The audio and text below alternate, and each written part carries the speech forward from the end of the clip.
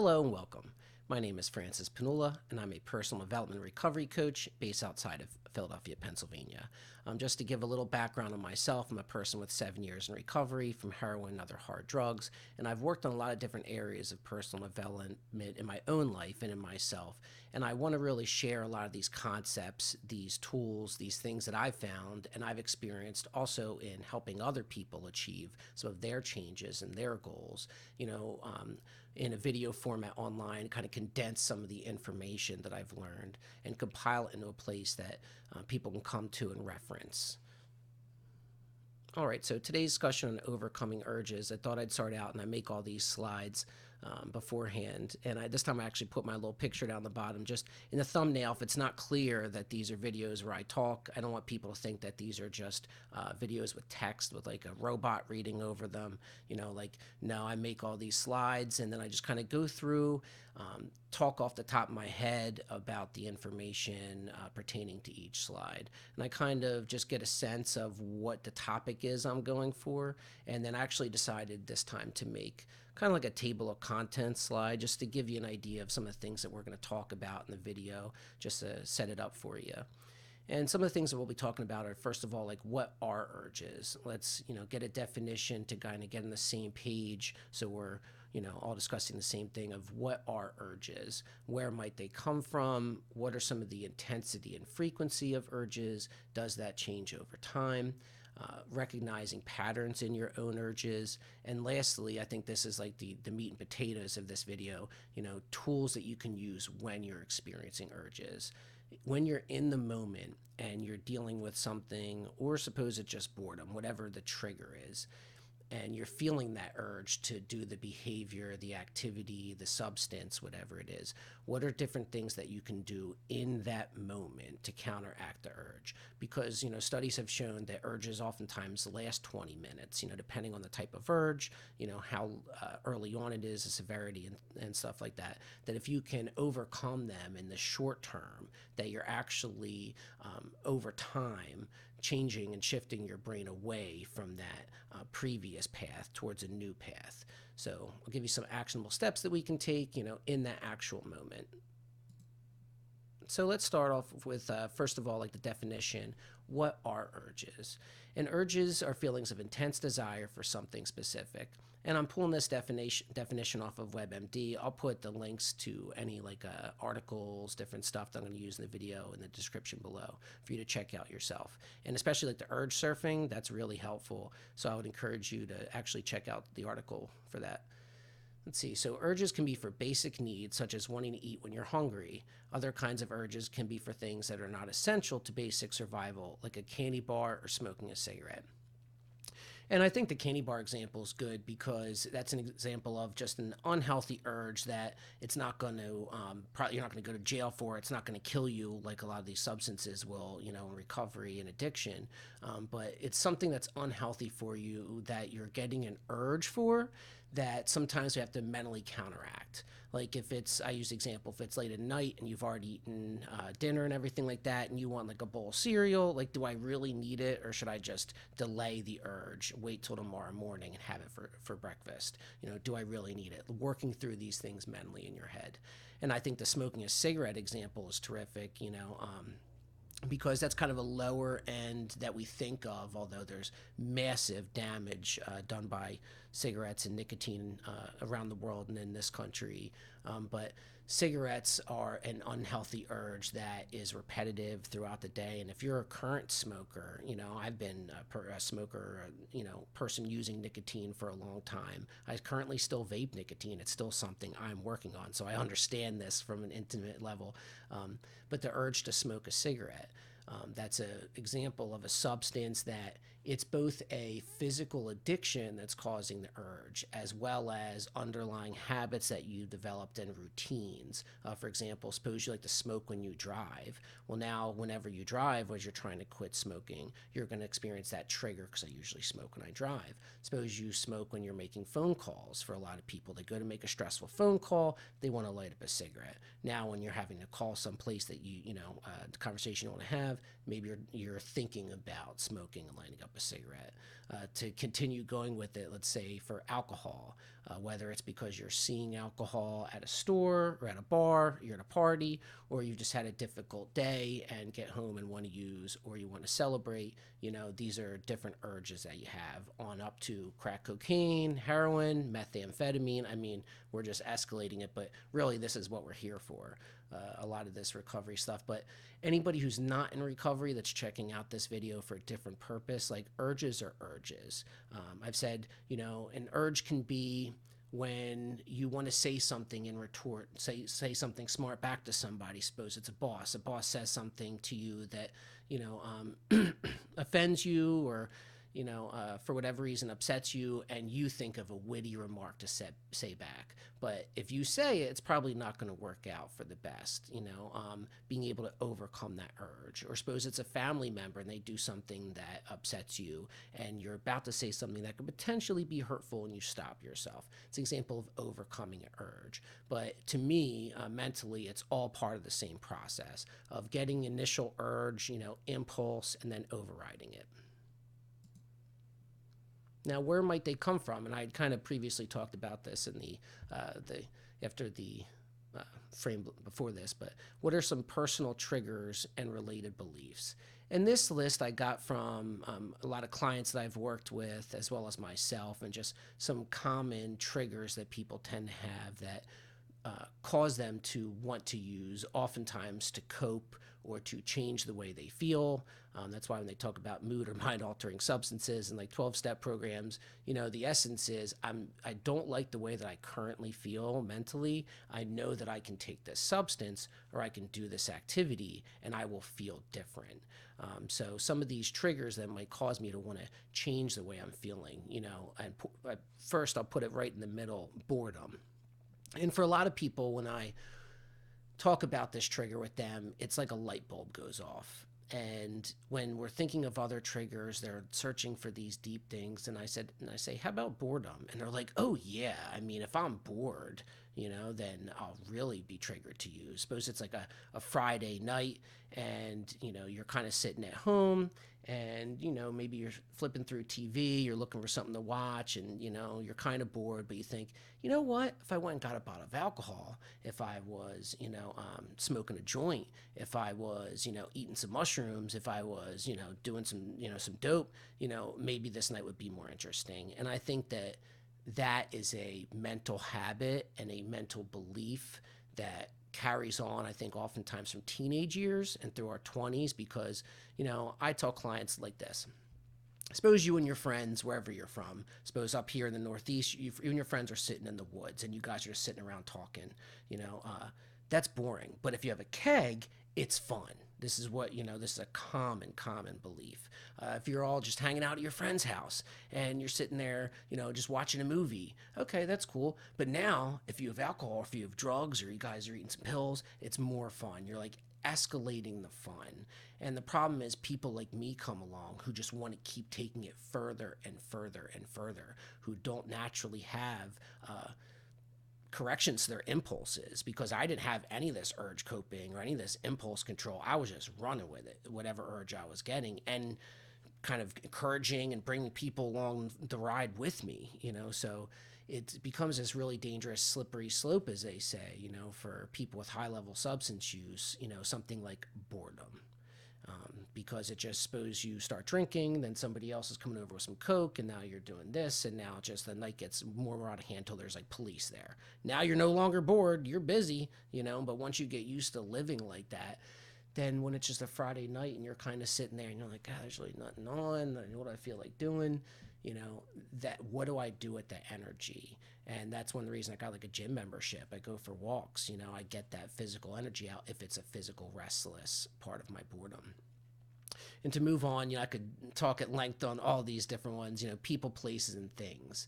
And you'll hear that one a lot, but there are people in your life that could be potentially triggering, whether it's emotionally triggering, maybe they use, maybe it's a former person that you were getting stuff from, or a person you'd party with, places. And I live in Philadelphia. I mean, I did my time. I got high a lot down in Kensington. For a lot of people, they can't go to that part of the city, or you're avoiding. I don't go there, period, anyway. Like, I'm just not trying to get shot, killed, any stuff like that unnecessarily. So, I just don't go to that part of the city. But these different places can be triggering for people. For a while, anytime I went down around there, if I had to go there for any reason, it was triggering. Eventually, I was working down around there, and the only urge I had was the urge to help. If I saw somebody get high, I wouldn't think like, oh man, I wonder if they got stuff on them. I'd think like, oh my God, like all these people need help.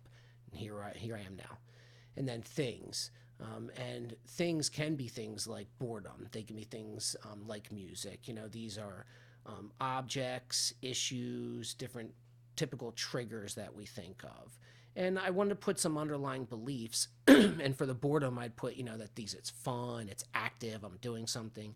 For the people, place, and things, maybe sometimes we feel like, oh, well, I need to still talk to this person if they're helpful and necessary, or I feel obligated to still go to this place, to go around these people, to do these things.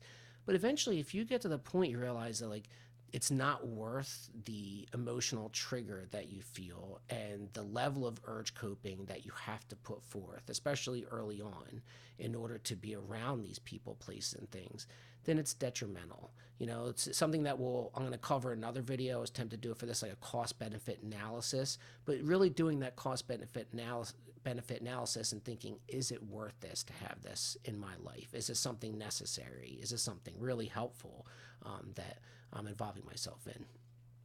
And it could be social situations. Suppose that you're out and you're at a work event and your issue is alcohol, and everybody else is drinking and it looks like they're, feeling uninhibited and fun and outgoing, and you're sitting there and you feel maybe a little shy, a little awkward, you're not drinking.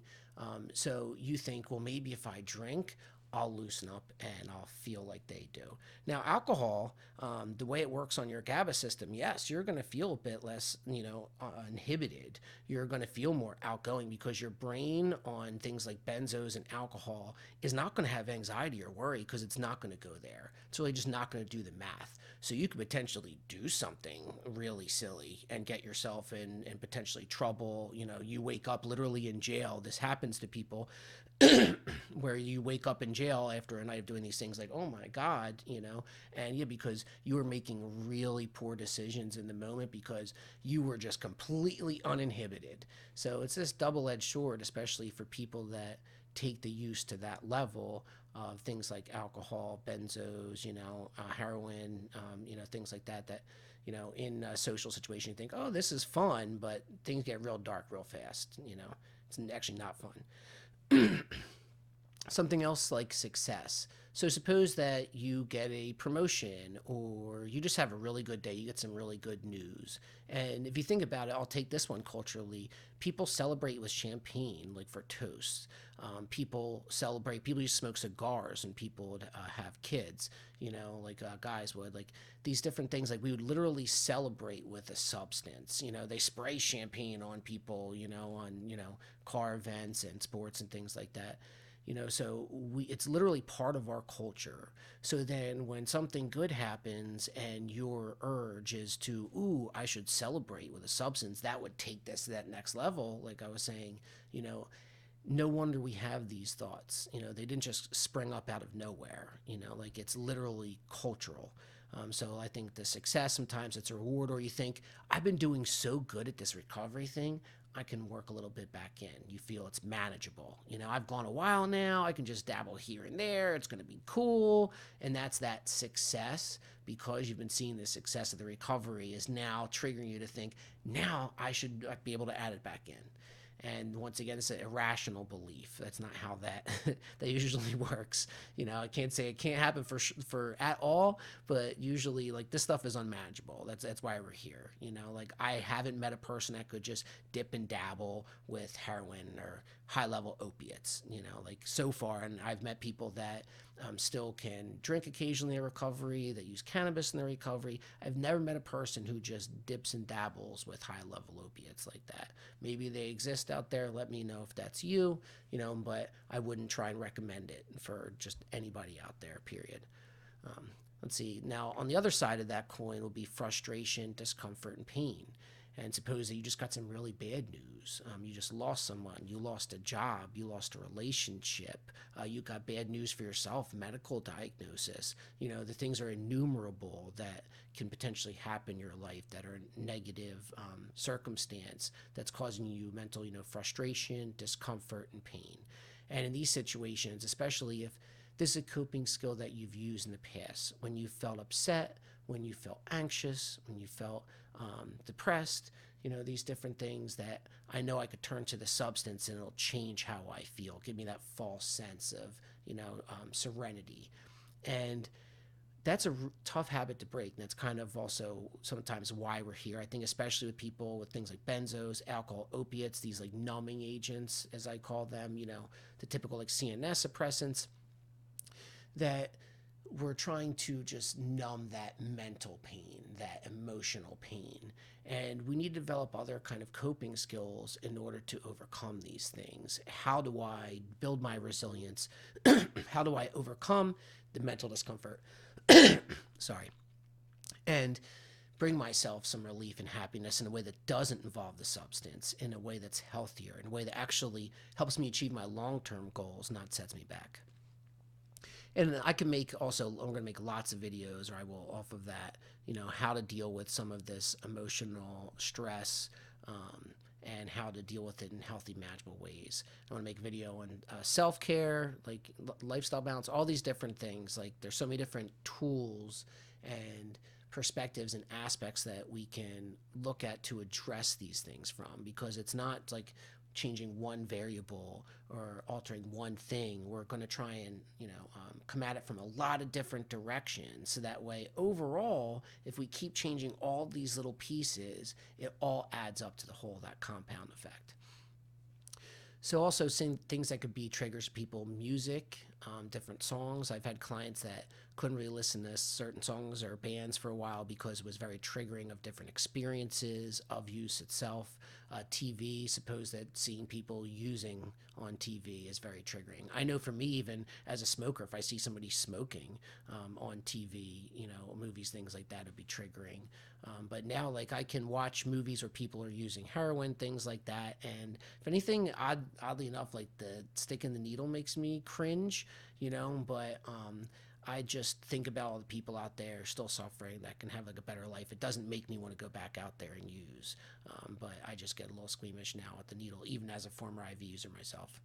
And I think that the underlying beliefs with that would be like looking at it was nostalgia or fondness. Like I said, if I'm sitting there watching somebody shoot up, I'm like, oh man, shooting up, I'm probably forgetting about literally the days that I have, I've done some of the math, and I've probably spent at least like months of my life in withdrawal, because I would go days, here and there. I was an opiate addict for over a decade, and I would go days here and there without different things. And it is a miserable existence. And to think back with fondness on that, like, yeah, I'm forgetting the entire negative part of it, the different relationships during the people I've lost, so to watch a TV show or movie and see somebody shooting up and to think, oh man, that was nice, like, I can't, the math just isn't there, just on the loss alone, the amount of people who are my friends and best friends who aren't here,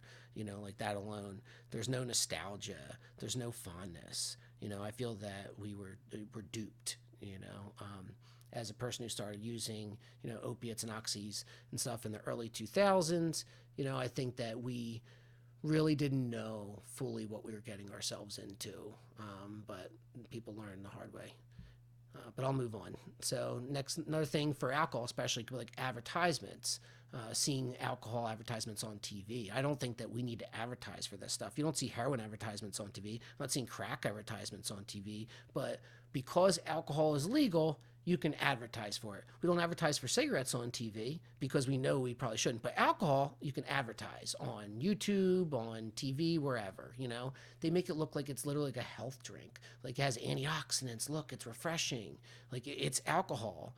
But that's the societal beliefs. They are like, this is how we culturally tell people that things are safe, that they're healthy. Look, it's legal. So that's why somebody like me as a kid, when I saw something like alcohol being legal, caffeine, nicotine, I was like, why are these other drugs illegal? I'm like, who just picks and chooses these different things? And that's the problem is, once especially a young person gets that thought in their head, well, I think they're wrong about this, they're probably wrong about that too, and I'm just going to go see for myself. There you have a lot of the big issues, because we're sending mixed messages to people about what is healthy, what is safe, and how society uses these substances. Because look, even in something like the Super Bowl, you have beer commercials. I was talking about the advertisements, right? So it's literally this big part of our culture is using this substance. But then when people want to touch other substances, it's like, no, no, no, you're a horrible person. But meanwhile, hey, come drink this alcohol, it's great for you. And that's why, like, we really need to get our messaging straight on just substances, period, because I'm just not a fan of alcohol, as a substance, but the things that it leads to, nobody will fight quite like people on alcohol. Usually people on heroin don't fist fight each other, but people on alcohol fist fight and shoot each other, that's for sure. Not to knock people with different substances, but usually alcohol leads to some fighting. So I'm just not a big fan, especially then as a country, for us to say it's fantastic, with all the damage it does, it just doesn't make sense. And lastly, especially this is for like artists, musicians, different people like that. And actually the work part, I think, is for people in especially food service, in labor, construction, things like that, that doing something like an opiate can help with pain, can help with these different parts of job. Like, I'll perform better, I can do my job with these substances. But as a person who couldn't work when they were withdrawal before, like, if you don't have anything, good luck working. Sometimes you might need to crawl through work to make enough money to be able to get your stuff to go use. That's why I started doing cash jobs eventually, where like if I could make cash for the day of work, that's why people wait tables. So I went to hair school and did hair for a while, like do things that I can get paid by the day because I can't even manage my money weeks at a time. So like you start structuring your work life around your use. So it's not even like your use is helping you work. Now it's the opposite. And for creativity, I think, people think that by using these different substances as people have in the past, that they're going to be a better musician, a better artist. Honestly, I don't think so. I mean, I'm a person who is a musician. I don't think that you're playing your best when you're messed up. Like, I truly don't. I think, just like with sports, I wouldn't want to be out, on a field or competing. I don't think I wouldn't want to take a big test. Suppose you have a big test you're taking, for something. I wouldn't want to be mangled for that test. I just don't think it improves performance, at least most of the substances that we're talking about. So I think, looking at it as something that helps your creativity, your work life, it adds these things to your life, it's actually a detriment. Odds are it's actually hindering your progress, and you'd be amazed to see, with that clarity of focus, that clarity of mind, what else you can achieve, what new levels you can take it to, without that fog. But it's these underlying beliefs of like, it will help, it's going to help me, that you're already so assured of that you're willing to set aside all these potential risks, these potential dangers, and pursue a substance versus, pursuing different perspective on your craft, or, getting some new inspiration, gathering some new tools, some things like that. Just to use this video as example, I'm trying to get better at creating this little content, the different slides, all this stuff like that, and keep it entertaining for you guys while informative. And it's a process, and we'll be here going together with it.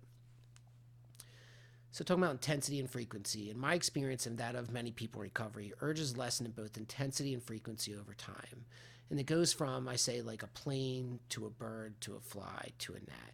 And what I mean by that is, at first, an urge can be like literally a plane flying over your head. If you've ever been underneath while a jet's flying over, it can be so loud that you can barely hear yourself think. And early on, especially when you're still like physically addicted, to a substance, them urges are like a booming voice in your head, and they're tough to override just mentally. It's a real strenuous process. That's why there are things like MAT. That's why there is things like weaning to help, your brain adjust. Then they become to like a bird where it's, something flying over you. Like if a seagull's flying directly over my head, I don't want it to poop on me. So now I'm concerned, but it's not to the degree of the plane. Now that would be like as the more time that you get, there might be an urge, it might be persistent, maybe it lasts for a few minutes or something you're dwelling on, but you're able to get it away. And then eventually it's like a fly that's just, buzzes around in front of your face a little bit and moves on where it only lasts, seconds, a minute, and you just get that thought and you're like, why am I even thinking that? And lastly, it's a gnat. And it's just, when these thoughts come, they're very fleeting and they don't lead to like a thought cycle about the underlying beliefs of the use and the triggers and things like that. It really just, you recognize it as a random thought, or sometimes it can be from a specific trigger. Sometimes it's literally just random. I'll be literal places these days and get the smell of cocaine in my nose for no reason. Like I just did a line of cocaine and it's odd, but I'm like, it smells like cocaine in my nose. And I don't know where that comes from, I'd be enlightened to find out, but these different things that come up, sometimes you'd be surprised, what can trigger you. And I'm going to link a couple articles just about how the intensity and frequency changes in urges and some of the tools that we can use as well. Another tool would actually be an urge log, and I think this helps you to recognize different patterns in your urges themselves. And I'll put a link for a Smart Recovery Urge Log. They're one of the only ones actually found online for this, specifically like an urge log with the different days and the degree and things like that. But it can help to figure out what are the typical times and days when you get urges. Is it Friday at 8 p.m.? Is it Tuesday for whatever reason? Is that day a very stressful day at work and it's usually Tuesday when you get home? Is it in the morning, for some people?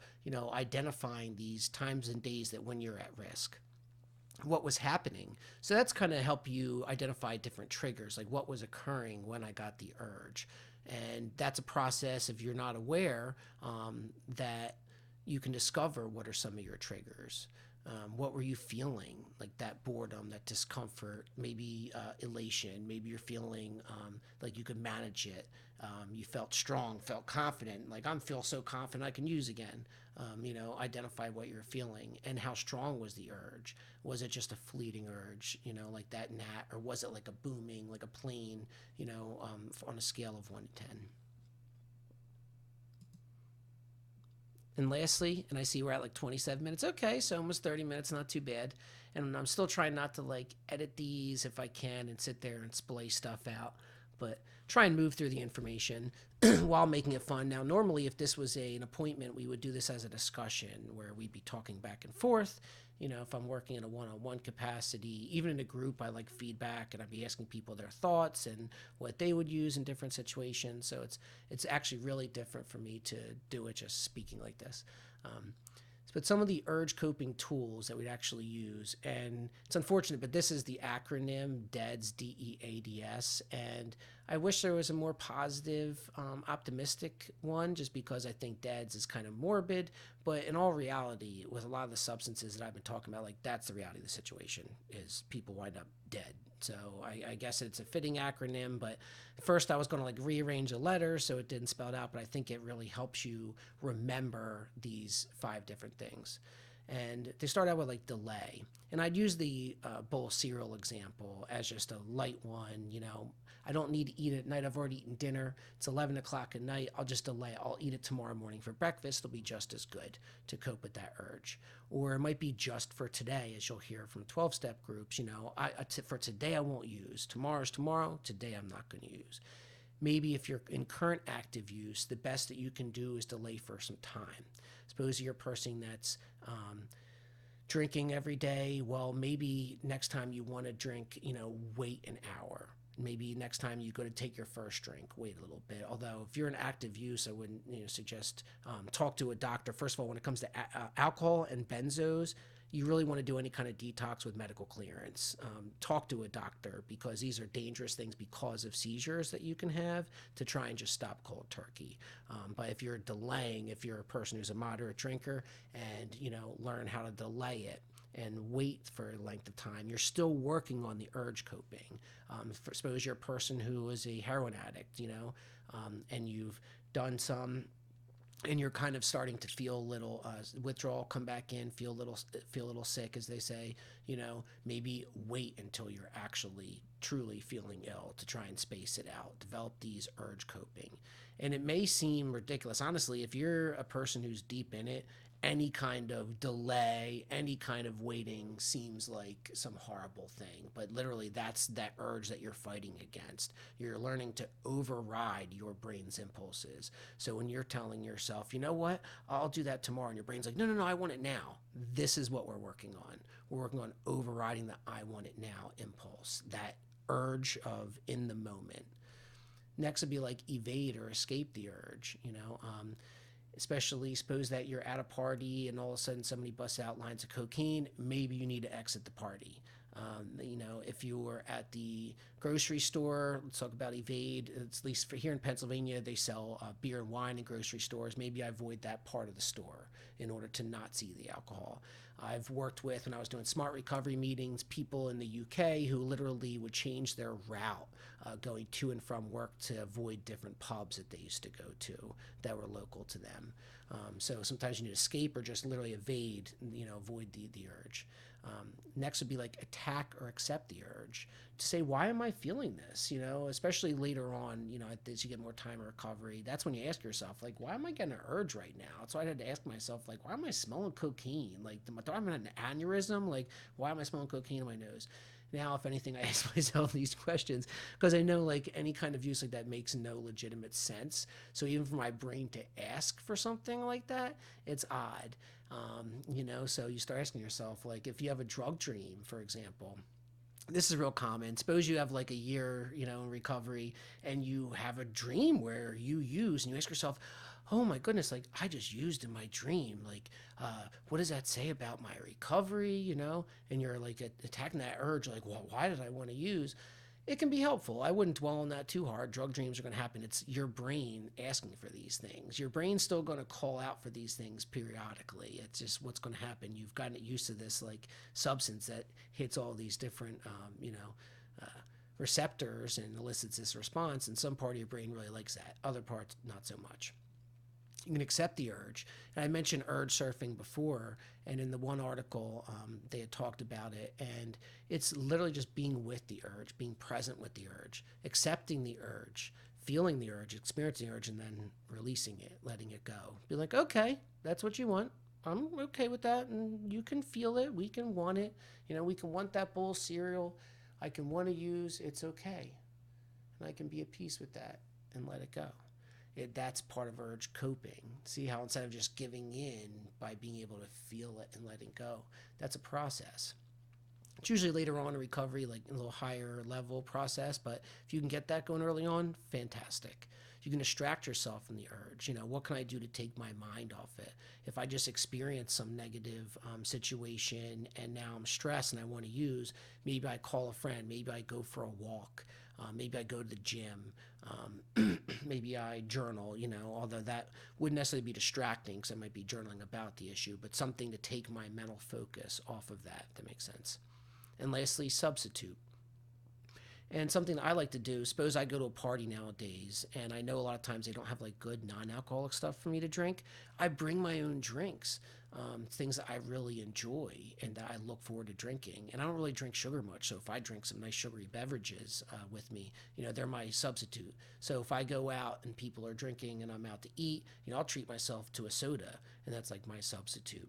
I'd be okay if I didn't substitute with the soda, but I feel like I'm still partying in a way. I'm still letting loose in a way, but I'm doing it in a healthy way.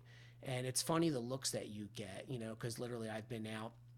I've ordered like one or two Cokes, and then the bartender come up, and I'm like, oh, I'm switching to water now, and they, it's like they look at me funny, but to me, that is letting loose, So everybody has these different areas of their life and the different places that you're at, the different stages of change, and the things that you might substitute for. Early on, maybe you're substituting opiates for something like buprenorphine, like Suboxone, and that could be literally because you're substituting that physical dependence, that physical urge early on, for a direct substance substitute. But sometimes, you're substituting urges with food with a healthy alternative. Okay, I really want pizza. Maybe I'm going to make a healthy pizza. Okay, I really want this ice cream. I'll get some kind of like frozen yogurt stuff. Like, what can I substitute with that's less harmful and, better off overall? And I'll link a couple different articles below for this as well. And lastly, thank you. Looks like we're at 35 minutes almost. Thank you for clicking on the video. Thank you for being interested in recovery. The more that we can get these different tools and concepts out there, just the better off we'll be. Like, I'm not sure if you're aware, but we have like a giant opioid pandemic thing going on, just, around the world and in the United States. So really, the more people that we can get learning these tools, these concepts like urge coping, things like that, the less people that we have to lose, and the more of our family and friends and stuff will be around. And I encourage you to share these concepts to other people around you. I don't want to tell you like and subscribe and stuff, but like if you share my video to somebody else who's in recovery that you think could benefit them, go for that. Talking about sharing information, but whatever you could do just to help these concepts get out there, because people are struggling, people need help, and I think we're all in this together, so the more that we can talk to one another and build on these different things, the better off we'll all be. But thank you and have a great day.